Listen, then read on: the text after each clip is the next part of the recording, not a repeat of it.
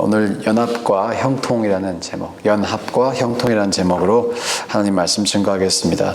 오늘 본문에 히스기야 왕이 등장합니다. 이 히스기야 왕은 전후 왕들과 확연하게 구분됩니다. 얼마 전 주일 설교에 보여드렸던 군계 일학 그 사진처럼 정말 학처럼 확연하게 구분되는 그런 사람이었어요. 어둡고 혼탁한 시기에 하나님의 말씀을 따라서 살았습니다. 주변이 어둡고 혼탁하면 하나님 말씀도 희미하게 보이게 마련입니다. 말씀이 들려와도 그 말씀이 믿어지지 않기 마련입니다. 다 말씀대로 안 살기 때문이에요. 다들 말씀대로 안 사는데 그래도 잘 사는 것 같이 보이기 때문이에요.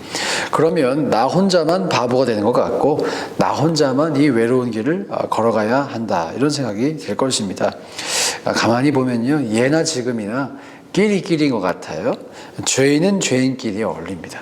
또 의인은 의인끼리 어울립니다. 그런데 의인의 수가 적습니다. 그래서 의인은 외로울 수 있습니다. 지금까지 우리가 살펴본 왕들만 봐도 그것이 드러나죠. 히스기야 같은 사람이 아주 드물어요. 선대의 왕들이 하나같이 악을 행했기 때문에 히스기야도 사실 그렇게 될 가능성이 아주 높았습니다. 아버지도 할아버지도 다들 악을 행하며 살았기 때문이죠. 그렇기 때문에 악인의 길을 걷는 것이 당연한 일이다. 다 그렇게 사는데 너 혼자 왜 그렇게 유별나게 사니? 그렇게 생각할 수도 있었겠죠. 그런데 히스기야는 조금 유별났습니다. 좋은 의미에서 그들과 달랐어요. 도대체 무엇이 이 히스기야를 그렇게 구별되게 하였을까? 말씀에 대한 믿음입니다. 말씀에 대한 믿음. 하나님의 말씀을 하나님의 말씀으로 믿는 믿음. 우리가 백사장에서 구슬을 찾는 것 같이 이런 사람 찾기가 사실 쉽지 않아요. 어제도 그제도 우리가 읽었던 본문에서는 사람들이 분명히 하나님 말씀을 들었는데 그 말씀대로 살지 않았다라고 말하고 있습니다. 구약 성경 한번 쭉 살펴보면 다들 하나님 말씀을 들었는데 그 말씀대로 살기보다는 살지 않았음을 증거하고 있습니다. 많은 사람이 듣기는 듣습니다. 듣지 못하는 것이 아니죠. 그런데 그것을 믿는 사람은 적습니다. 그렇기 때문에 그대로 사는 사람도 적습니다. 오늘 본문 6절에 보면 이런 표현이 있어요. 히스기야가 모세에게 명령하신 계명을 지켰다, 이렇게 표현되어 있습니다. 모세에게 명령하신 그 계명을 지켰다. 히스기야 시대에 모세라는 인물, 우리 시대로 치면 저 옛날의 역사적인 세종대왕 같은 인물, 이렇게 우리가 생각할 수 있을까요? 이미 오래전 사람이죠. 그 사람이 받았다는 하나님의 계명, 마치 전설 속 신화 같은 그런 느낌일 것입니다.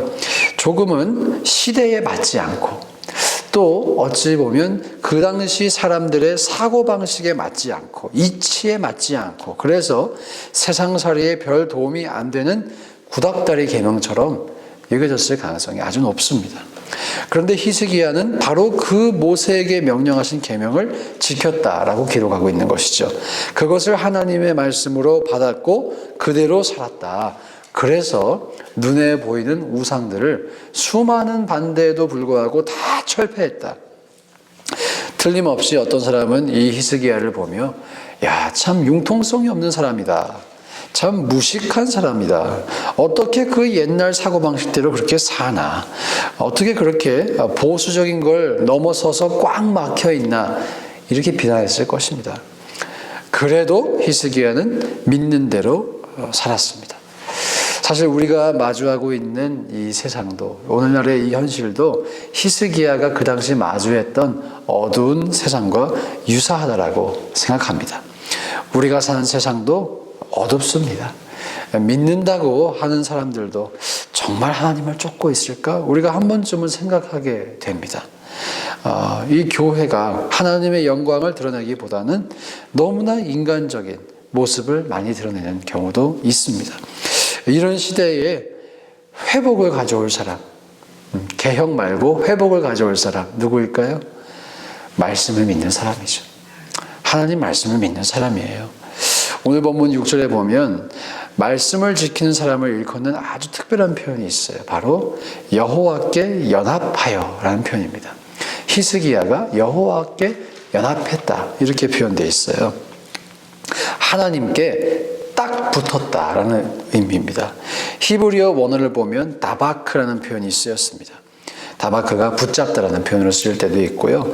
가까이 하다, 친밀해지다, 이런 의미도 있는데, 여기서는 하나님께 딱 붙었다. 마치 자석에 N극과 S극이 딱 붙는 것처럼 그런 의미를 갖고 있어요. 하나가 되다라는 의미죠.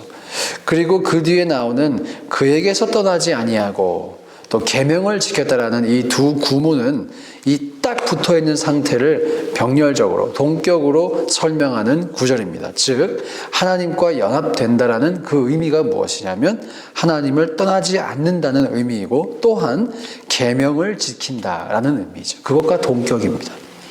하나님과 연합된다, 곧 말씀을 지킨다. 하나님과 다바크된다, 딱 붙는다, 말씀을 지킨다. 오늘날 이 시대에 바로 이렇게 하나님과 연합되는, 말씀을 지키는 사람이 우리가 되기를 원합니다. 어둠을 밝히는 사람이 우리가 되기를 원합니다. 이렇게 살기 위해서 말씀을 믿어야 합니다. 믿어야 해요.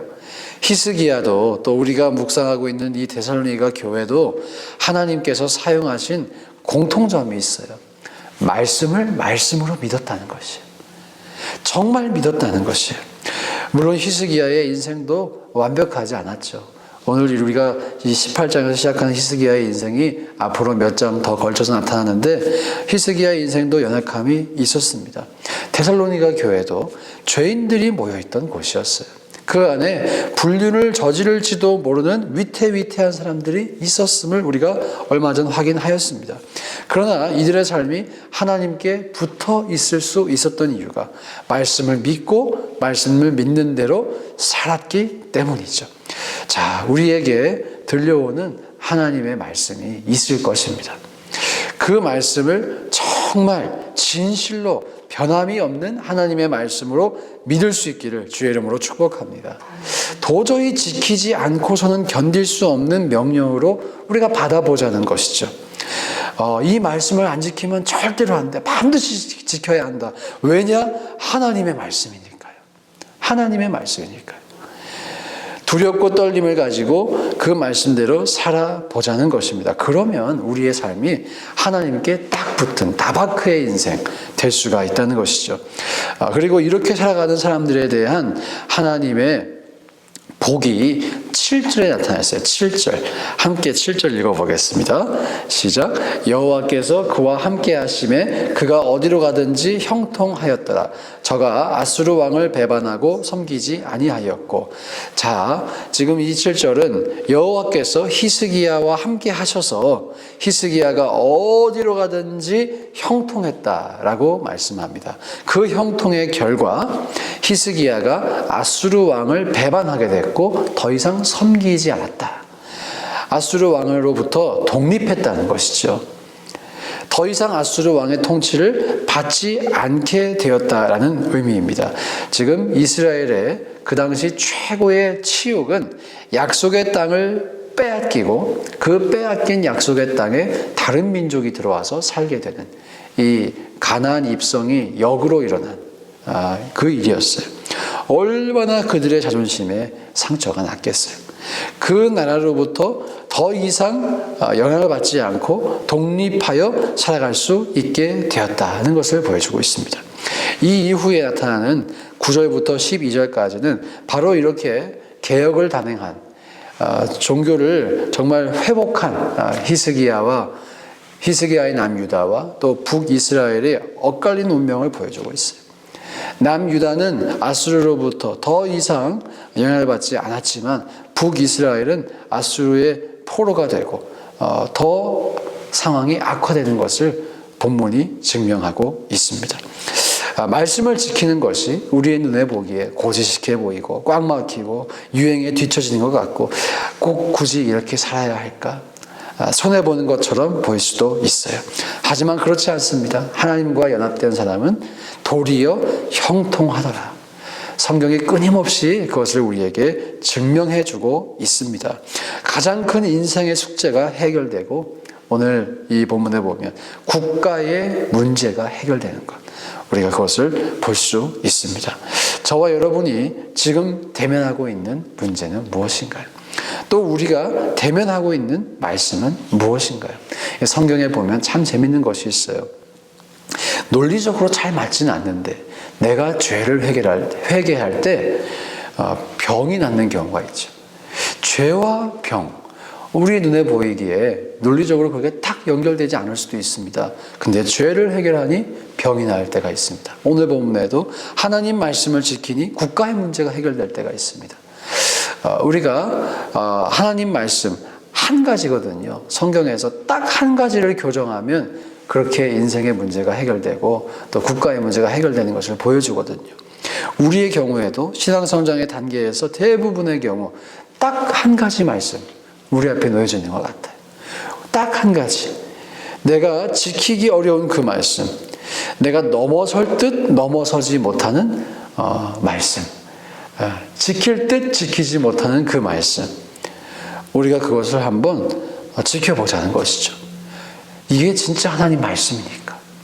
천지 만물을 창조하신 그 위대한 하나님의, 거룩하신 하나님의 말씀이니까 한번 지켜보자는 것이죠.